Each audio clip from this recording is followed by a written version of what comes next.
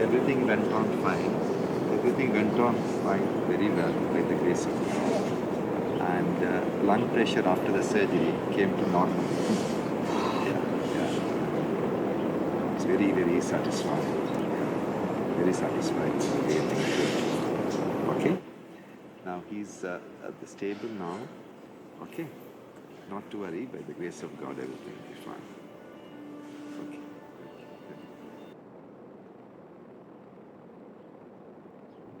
The seasons changing makes me think and reflect on life. It reminds me of the first time I saw a new living being.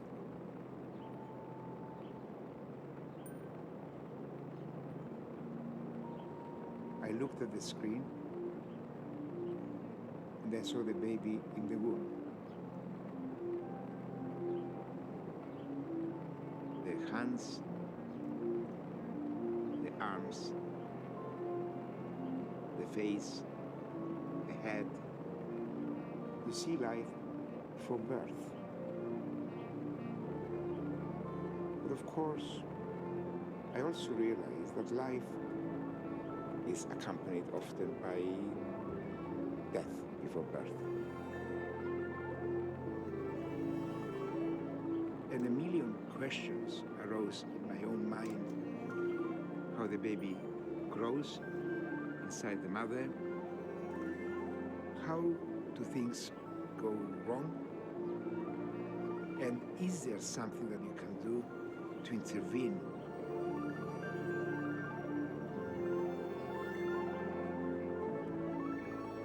I wanted to devote my life towards understanding how we can save the baby in situations where the baby would otherwise die.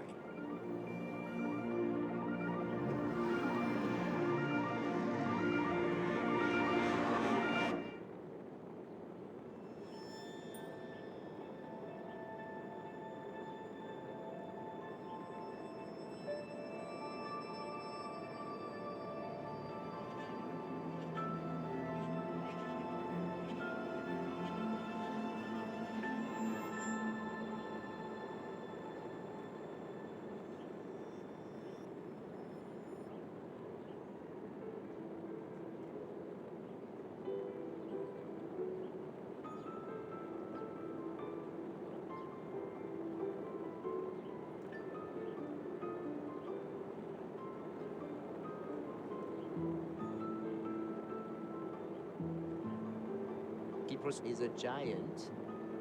He has been a pioneer. Just name it. Everything that seems important in pregnancy, he has had an impact on. Kipros has saved hundreds of lives. Is a model. I'm a fetal doctor. Fetal medicine is the medicine of the fetus. Over the years, patients have been referred from many different parts of the world. We carry out about 200 complex procedures every year. A lot of the women that I will see will come, often having been told that there is something seriously wrong with their pregnancy, that there's a very high chance that the baby or babies, in the case of twins, will be dying. They are at the end of a road, often quite lost.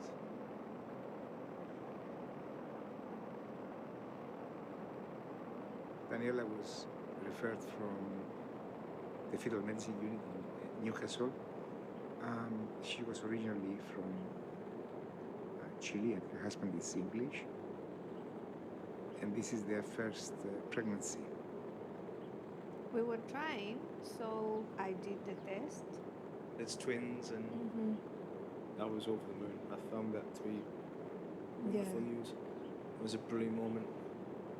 in the second scan, the doctor realized the baby's going in a problem or the pregnancy, something is going wrong. They said it was showing signs of twin-to-twin transfusion syndrome.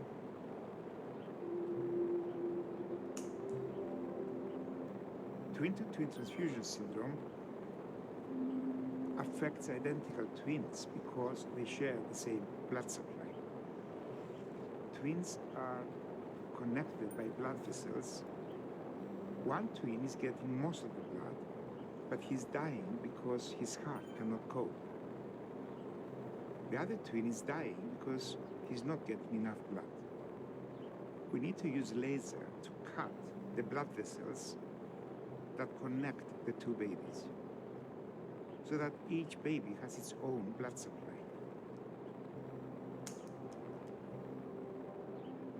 If we don't get the treatment, both babies will certainly die, and neither will survive.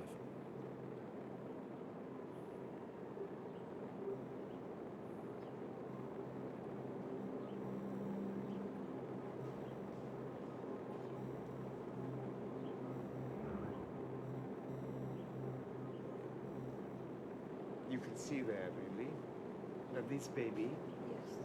is a lot smaller than that one. Small. This baby doesn't have any fluid around it, and the blood flow in this baby is showing that this baby is receiving much less oxygen than it should be. And I think that that baby has a very high chance of not surviving.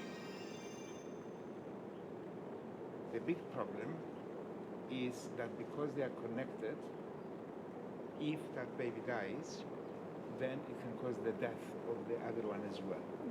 And we need to separate them, protecting the big baby, and we are giving a chance to the small baby.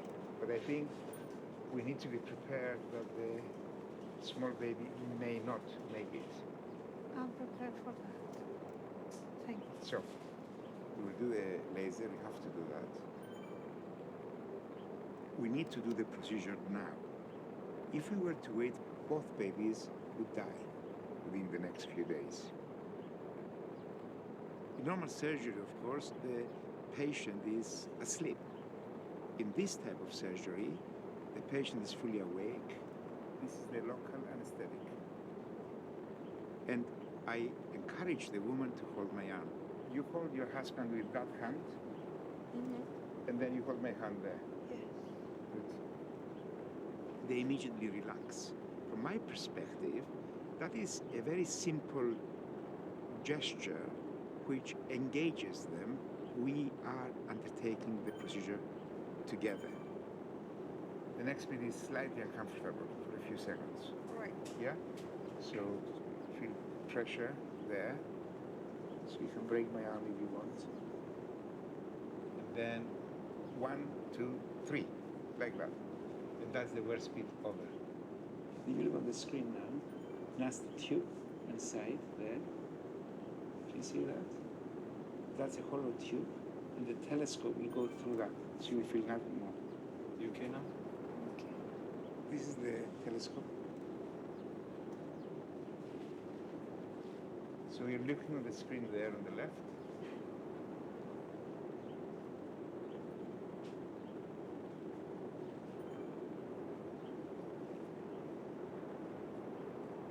And we're going down this. Then you can see we're now inside.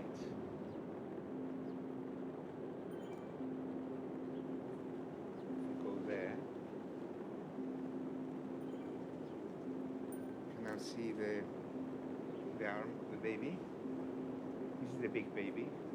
The big one. The hand there. That's another hand. And that's the baby is looking up. Oh. You see that? Yes. That's the ear. See the baby's playing with its ear. Yes. And that's the umbilical cord going Right. inside the baby there. Yeah? Yes. And then The leg. that's Yeah. the foot.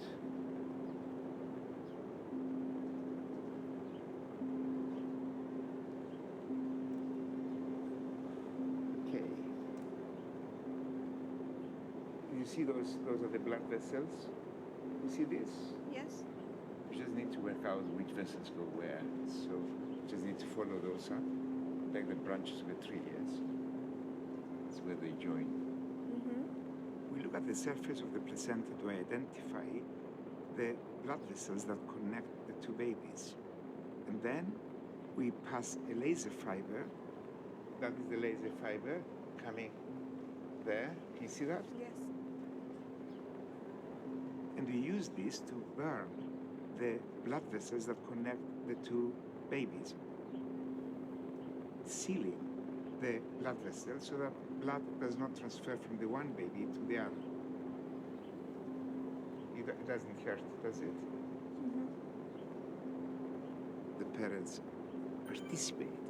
When things go well, then they have supported me in the procedure. And when things go wrong, I want them to know that I have tried my best, trying to save the babies. That's it. So, tell the baby to stay there for a few more months. Bye-bye, baby. Say bye-bye. Bye-bye. Okay. They're separate now. Both babies are alive. It went well. So, You can sit up. you were extremely good. Perfect. Okay? Thank you. So now, Now you can go back in the same room. all right. Unless you want to stay behind to clean. No, in the moment, please. Later. Later, can I come back? Good. After me.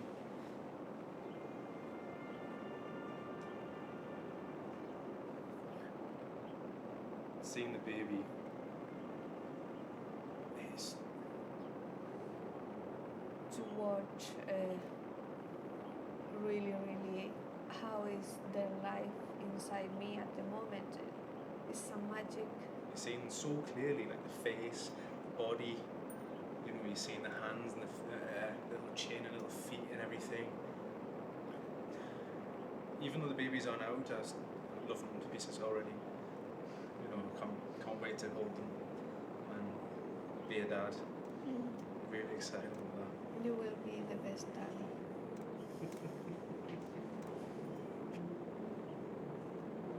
In an hour, we'll do a scan to see how the babies are doing.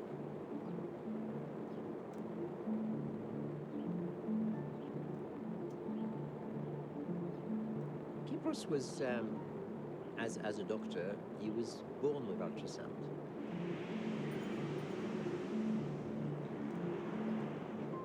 In the 70s, it was decided by my father that I had to go to England to study medicine. I grew my beard, I grew my hair long, and I found myself very actively involved in left-wing movements against the apartheid, against the dictatorships. I was not interested in medicine at all. And then suddenly, in the last year, a new professor arrived. He was one of the great pioneers of ultrasound. My whole life changed completely. I hold this transducer on the mother's abdomen, and a miracle happens. A new patient appears on the screen, and that is how fetal medicine is born. I could not sleep that night. I wanted to become a fetal doctor. And within weeks of qualifying in medicine, I was beginning to become one of the pioneers of this new field of medicine. I was at the very junior level. He was at the top already. Then he was very enthusiastic and sparkling about how things should be looked at differently from what they had been so far. At the time, we were beginning to diagnose a new condition, twin-to-twin transfusion syndrome. We were seeing babies dying or being extremely premature and developing severe handicap. And you have this extreme feeling of depression and frustration that you can do nothing to save the babies. And it was at that time that we were beginning to think the problem is the connecting blood vessels between the two babies, and he did not know what to do. You have to get quite inventive, and that's where Kypros was very different from the others, because he's always thinking outside the box.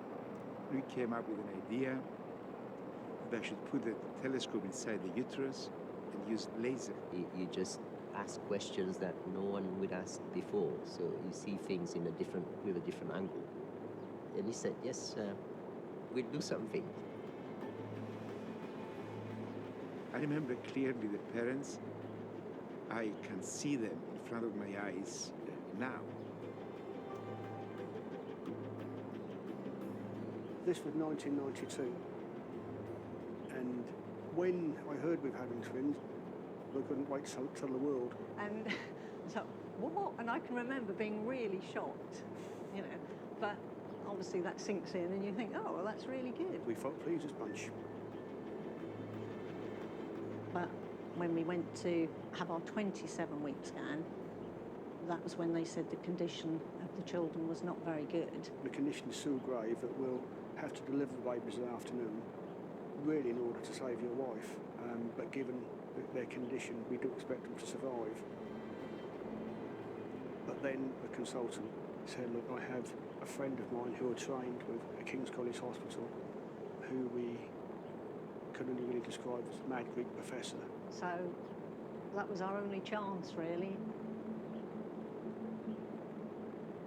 We could see on the screen two babies that were dying.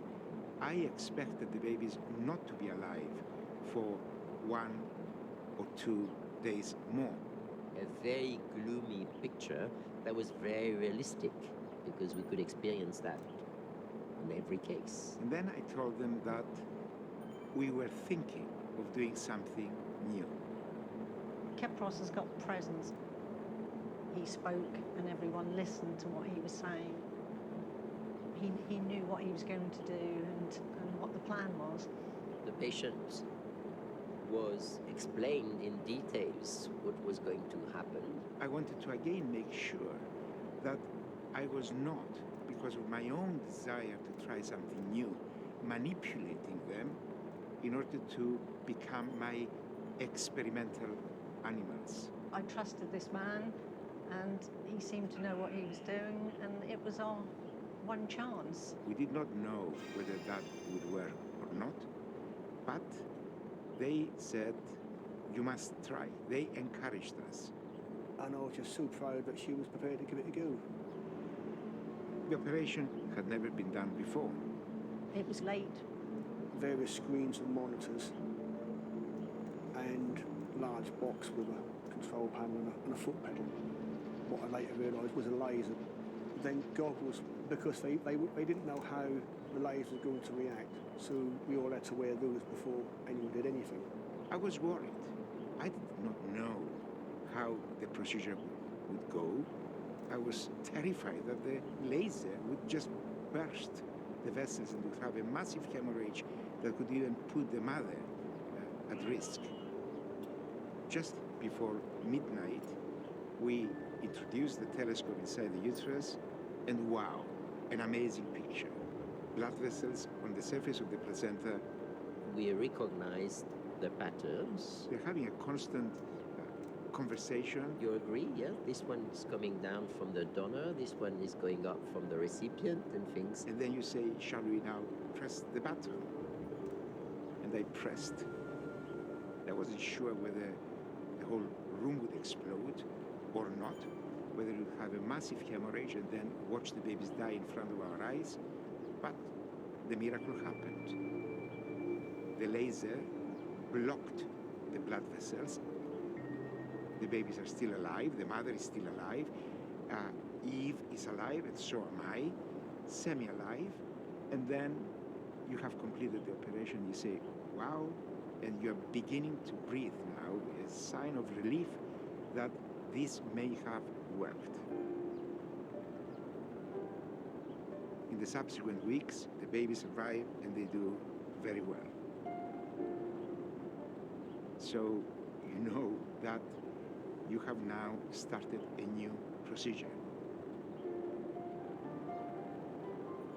And they were delivered on the Friday, the 25th of September. It is a miracle, really, after what we'd been through, to get that result and actually see them there and hold them. Without Kepros, they wouldn't be here today.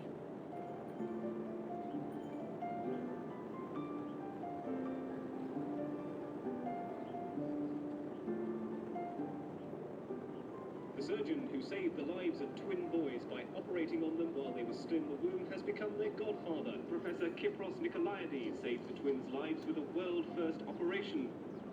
As well as being godfather, another honour for Professor Nikolaides, one of the twins named after him.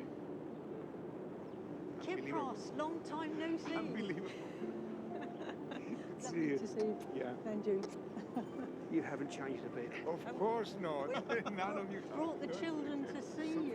Good to see you. Yeah. And this one is This is Gary. Gary and And James. James. It's 28 years, indeed. Or It'll be 28 years, well, it's 28 years in August. This was So 19 they're 27. in 1992. That's right. The crazy night where we were trying to going in, not knowing really what we were doing. But did I look confident that You did. I pretended that I knew No, you exactly did. what I was doing. You oozed confidence. It was, they don't seem to be damaged in any way. Yeah, they're But doing that's- really that's well. right. Doing Yeah. well. You feel, That's right, yes. you feel when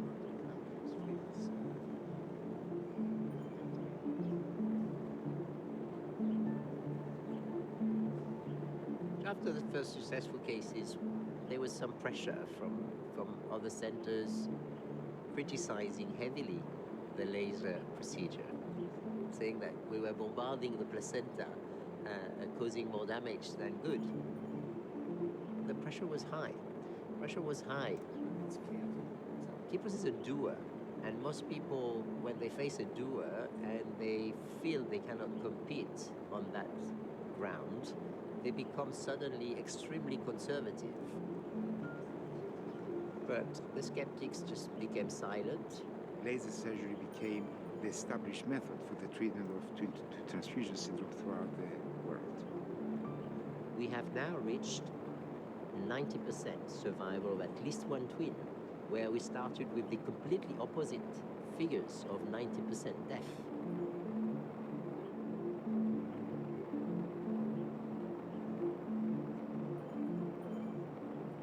People are always arriving with a lot of expectations, and I constantly feel under enormous pressure because of this high expectation that things would go well.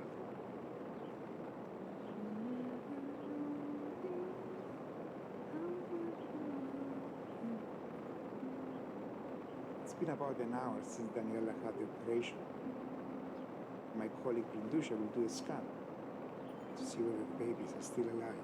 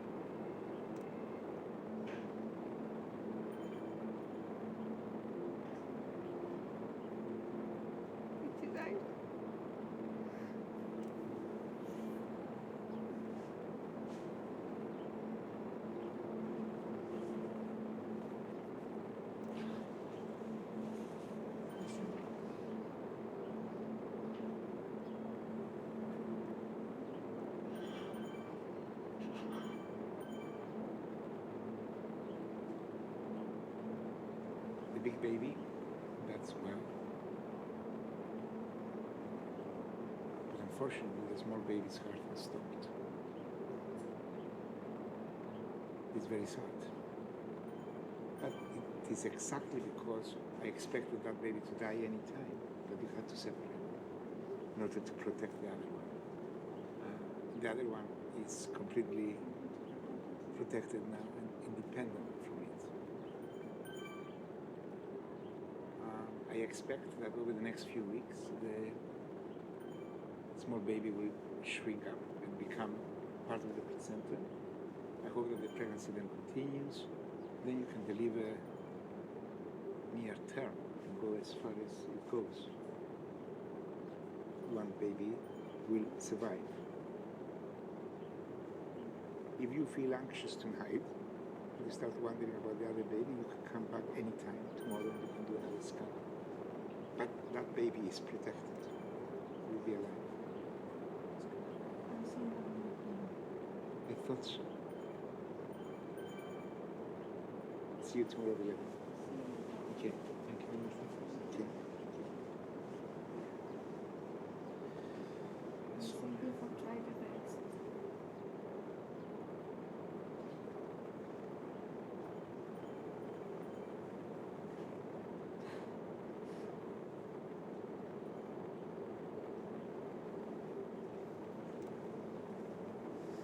See you tomorrow.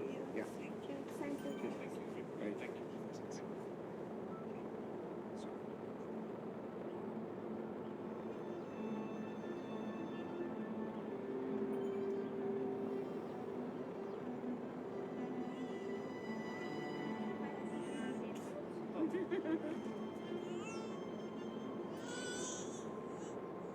Olivia Harriet Doyle O'Hara.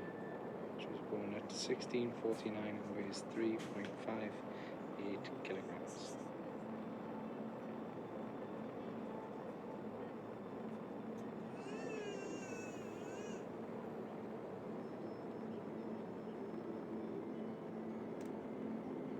I do become emotional. I engage with the patients, their expectations, because that's how I was brought up.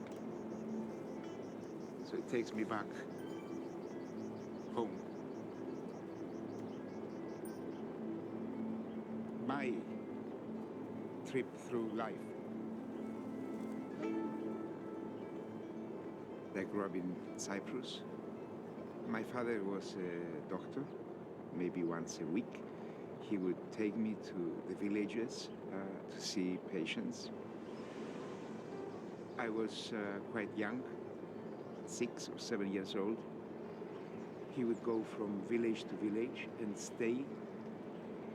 I watched him interact with the patients, sometimes giving them good news and sometimes telling them bad news. He would enter a room and tell a patient, I'm sorry, but I feel that you have something seriously wrong with you and you have a very short period of time to live. He was very direct with the people, very matter of fact. And I was shocked by that. I thought that that appeared to me at that time to be cruel, but I subsequently understood. He was being very, very honest to them, that he had this very, very close relationship with the people. The love, the fear, they believed him and they trusted him. I grew up with these ideas and I retained them for the rest of my own career. It is understanding that a medical condition is part of the overall life of an individual. So, if things remain as they are, I expect that you're going to have a perfectly normal pregnancy from now on. So it's good news.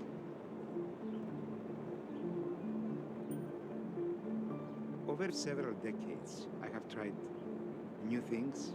Quite often I went against the established trends, against the establishment. I always had this feeling of being in a hurry. I was lucky to be in the center of important new developments. Prenatal diagnosis, prevention of prematurity, screening for Down syndrome. So many aspects of our discipline. I had found something worthwhile to devote my life towards. I touched the lives of many people. When the parents come, they're lost. It's just like being lost in the forest. Somehow my role is to guide them through the forest, decide what's the best for them, whether their babies are going to survive or not. I found myself also being lost in the forest. This year I was diagnosed with this type of cancer of the blood.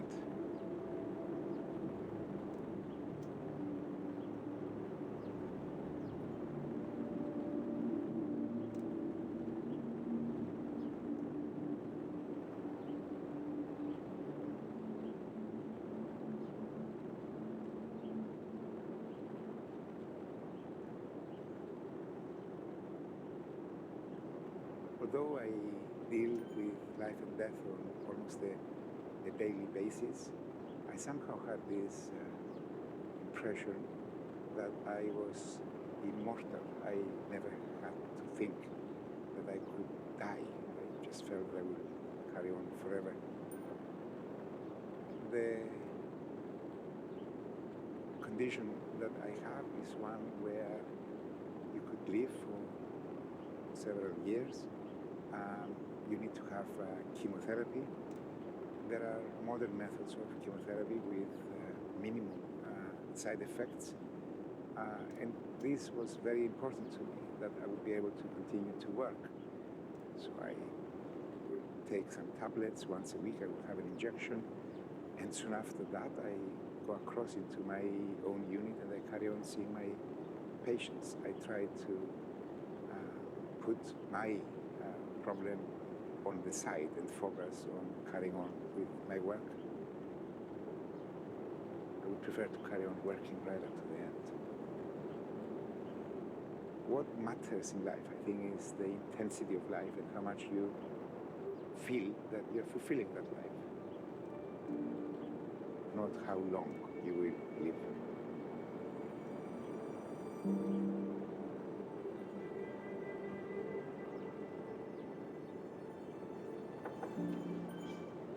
So, Emily, hi. Yeah. We'll go for a scan now. Okay. Hello? You can come in the room as well. I want to develop new methods. I want to validate them. I want to spread new techniques.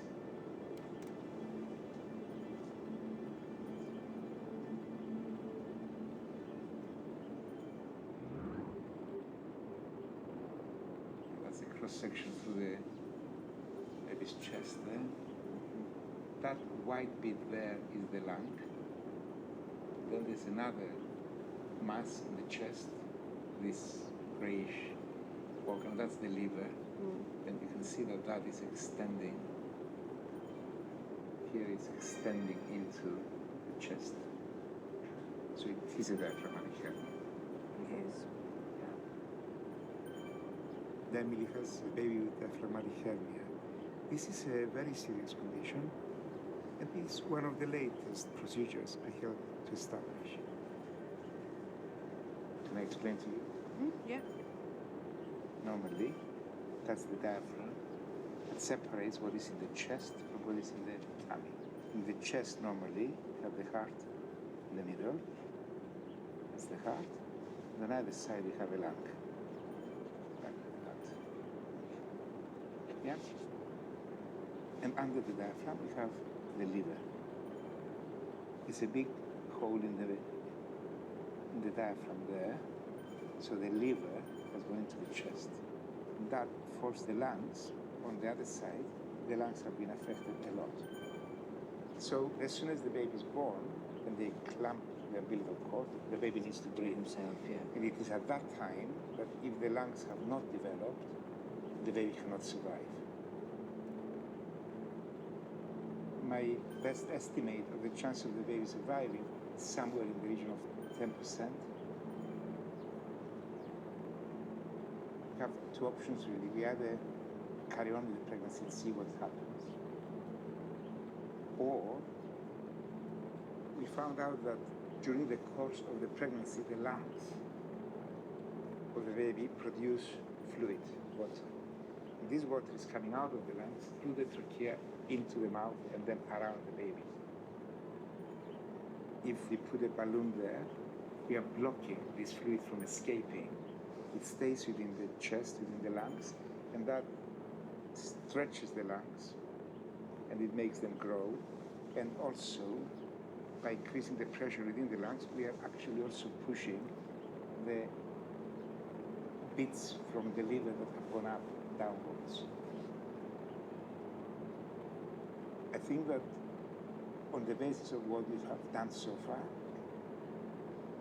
could double the chances of survival. Still doubling So you a 15%, have a 30% chance, maybe 40. So still, it's a very high risk that the baby will not make it. The real question is whether you need to think about it. It needs to be done, don't it? I think so.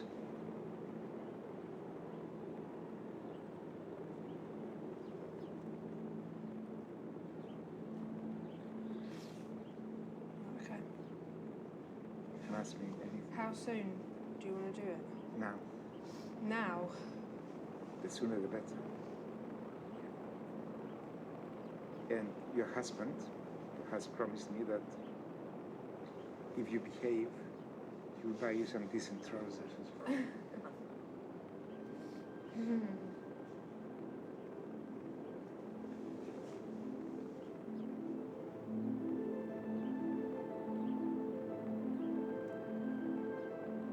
You need to somehow enter the mouth, go over the tongue, go to the back of the throat, and then we enter a common passage. And then we deposit there a balloon. That's the balloon.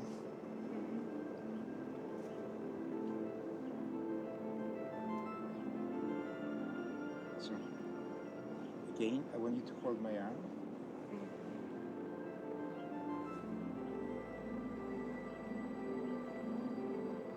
What's the tube that we have in? Bring down the tube.